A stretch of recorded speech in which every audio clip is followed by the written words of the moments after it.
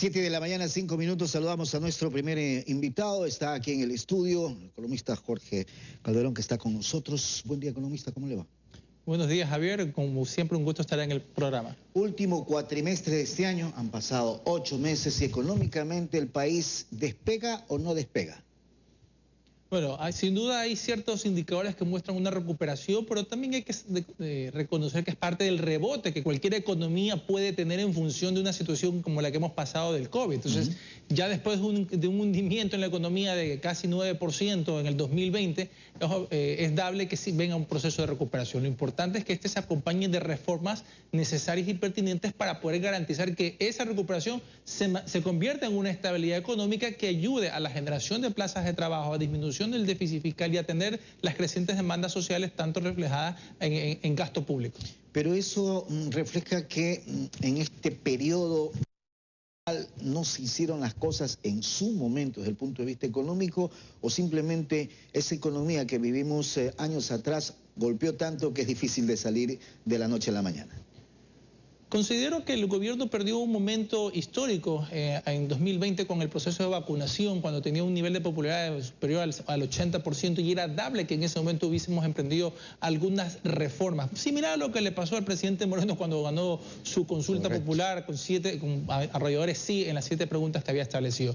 En todo caso, hay una debilidad sin duda política en el momento de las relaciones con la Asamblea Nacional, por las cuales pasan las leyes y las reformas que necesita implementar. Si bien ahorita hay mesas de diálogo con este sector, con el sector legislativo, para poder establecer un cronograma de aquellas reformas que se tengan que atender, mucho va a seguir insistiendo en la negociación. ¿Qué nomás va a poder pasar? ¿Qué tan abiertos van a estar a ciertas reformas, especialmente las de carácter laboral, de inversiones, que de alguna forma la de inversiones no fue pasada en su momento, y la laboral ni siquiera el gobierno la planteó en su primer año, derivado justamente de todas estas tormentas políticas con las que ha tenido? En todo caso, esperemos que se pueda avanzar en esta relación de cara a que el país pueda tener las condiciones para recibir inversión extranjera, crear puestos de trabajo y atender una diversidad de problemáticas económicas y sociales. De hecho, en esas mesas técnicas, porque he conversado con algunos asambleístas sobre el tema, buscan, y en primer lugar anda por el tema de la ley de inversiones, que es fundamental, pues, economista, en ese sentido, porque lo que no pasó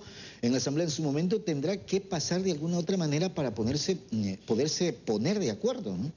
Y eso que tú mencionas justamente, Javier, de pasar de alguna manera es lo que preocupa, porque incluso parte de la estrategia va a ser seccionarle en diversos capítulos, que si bien políticamente podría darles, entre comillas, viabilidad, hay que ver cómo termina quedando. Lo importante es que existe un cuerpo legal general, que de alguna forma incluya todos estos temas, es porque se puede ver esos temas transversales. Pero si una cosa se aprueba, por otro lado, se contrapone después una normativa a la otra, al final del día vamos a regresar a lo mismo. Entonces, podemos entender que es una estrategia política, como sin duda, para darle viabilidad, pero hay que ver si lo técnico y económico va a quedar hilado. Y el espíritu general, el espíritu de cuerpo que hubiese tenido esa ley de inversiones, que se hubiese tratado el año pasado, a inicio de este año, hubiese dado el resultado, se va a ver reflejada ahora que la van a fraccionar en una diversidad de capítulos o normas para poder darle paso político. Y lo otro es la reforma laboral que usted señalaba hace un momento, porque eso es lo que va a permitir la generación de empleo con otra perspectiva, con otra visión, no con lo antiguo. O sea, hay que modernizarse laboralmente hablando, ¿no? Por supuesto que sí, porque tenemos un código laboral de más de 70 años y las normativas o decretos que fueron surgiendo fue en base a una situación específica que ocurrió por la pandemia, ir a la virtualidad, ir a ciertos mecanismos de contratación que no estaban contemplados en las normas actuales. Entonces es necesario atender esa situación de una reforma laboral urgente.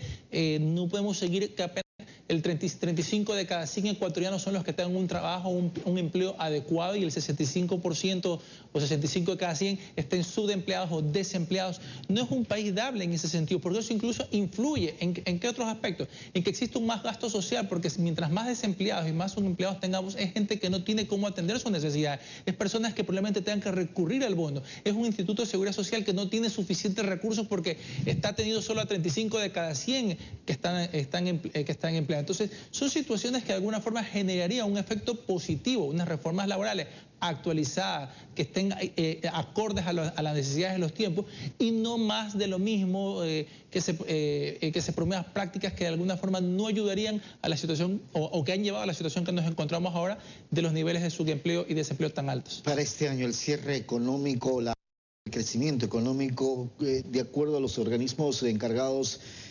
andaría en los 2 o 3% o no?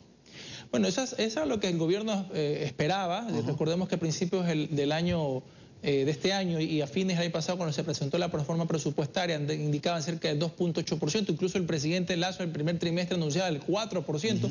Bastante optimista, ojalá pudiéramos llegar, pero situaciones externas como el conflicto ruso-ucraniano, las complicaciones logísticas derivadas del COVID, el incremento de la inflación, hace que la economía no crezca a los niveles suficientes y necesarios. Aparte tenemos unas tasas de interés que siguen siendo elevadas, que de alguna forma desestimula que empresas o hagan inversión o las personas decidan endeudarse. En todo caso, son algunos factores que han ido apareciendo y surgiendo a lo largo de este año y pone en duda que podamos llegar a un 2.8%, que era lo oficial que se había establecido en la proforma del año pasado, y tal vez nos quedemos en un 2.5, 2.4%. Todavía falta un trimestre. Nos faltaba también indicar las pérdidas económicas del paro, que sin duda eso también le pasó una factura a mediados del año.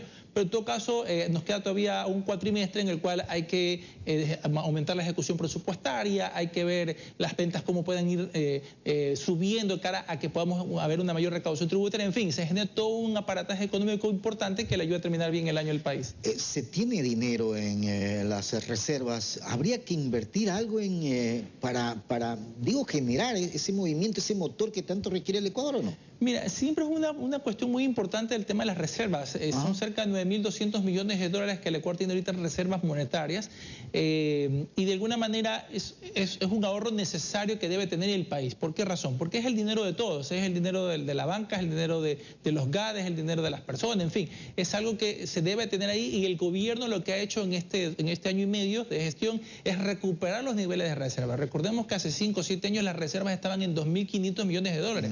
¿Qué pasaba si en ese entonces, allá por el 2015, 16, toda la gente ante alguna situación económica desastrosa hubiese querido sacar sus dineros de las bancas? No había. Y el país quebraba. Y quebrar en dolarización realmente hubiese sido desastroso porque ya más de esos patinajes económicos que hemos tenido, que nos haya ocurrido eso, hubiese sido peor. Yo creo que es un dinero que tiene que mantenerse ahí. En la reserva. En la reserva. Pero no hay cómo invertir aunque sea un porcentaje mínimo, economista. Bueno, si ya lo hace el gobierno, tendrá que ver hacerlo en sectores o inversiones realmente productivas que le generen una recuperación de ese dinero en el menor tiempo posible. Porque justamente como mencionaba, si llegase a haber alguna situación que todos quisieran demandar ese dinero a la vez y no existe el contingente, los fondos suficientes, eso les puede generar un descalabro, puede generar nerviosismo, huida de capital, en fin, podría ser incluso peor el remedio que la enfermedad. En todo caso, son situaciones que ya entran en el campo político, saber si son pertinentes o no realizarlas. Los acuerdos comerciales, China es fundamental para el Ecuador en vista y también por el lado de México lograr concretar ese acuerdo comercial para poder vencer a lo del Pacífico, ¿no? Es necesario y vital que avancemos en los acuerdos comerciales. Las mesas de diálogo con los indígenas han puesto unas trabas ahí que no quiere que el Ecuador lleve a cabo acuerdos de esas características, pero yo creo que es parte de la inserción en el mundo. Es decir, no podemos vivir aislados ni creer que la economía ecuatoriana no se va a interrelacionar con otro. Lo que hay que saber bien es que son acuerdos negociados, son acuerdos en los que uno establece las condiciones y pautas para poder avanzar en acuerdos comerciales. Ya nos pasó con la Unión Europea cuando fuimos parte o nos hicimos suscriptores del acuerdo multipartes con ellos y hay procesos de desgravación arancelaria que van de 15 a 20 hasta 25 años en el caso de lácteos de la carne, es decir, sin 15 a 25 años el sector lácteo cárnico del Ecuador no se pone al día, entonces no puede seguir siendo protegido. Y lo mismo está pasando con China. Hay sectores que en las negociaciones van a tener protecciones también de 15 e incluso hasta 30 años. Entonces es un tiempo prudencial que los mismos negociadores han creído pertinente para garantizar que en ese lapso de tiempo el sector ecuatoriano respectivo esté en condiciones de competir. E insisto, si en ese tiempo no nos ponemos al día para competir, entonces no estamos haciendo bien las cosas como empresarios. Y México es fundamental para la Alianza del Pacífico, brincar al otro lado. En efecto, Javier, me olvidé de mencionarlo, México es vital porque parte de ser de ser parte de la Alianza del Pacífico involucra tener acuerdos con cada uno de los países miembros, claro. Igual que nos falta justamente es México. Ha habido trabas en el asunto de camarón, porque México también lo exporta, pero nuevamente regresamos, son parte de los mecanismos de negociación, de acuerdos que yo tengo que llegar entre las partes para garantizar que podamos ser parte de esta Alianza del Pacífico, que sin duda es vital, dado el comercio que maneja y la cantidad de países que están inmersos. Economista, quiero agradecerle por haber estado con nosotros. Una buena mañana. Javier, muchísimas gracias.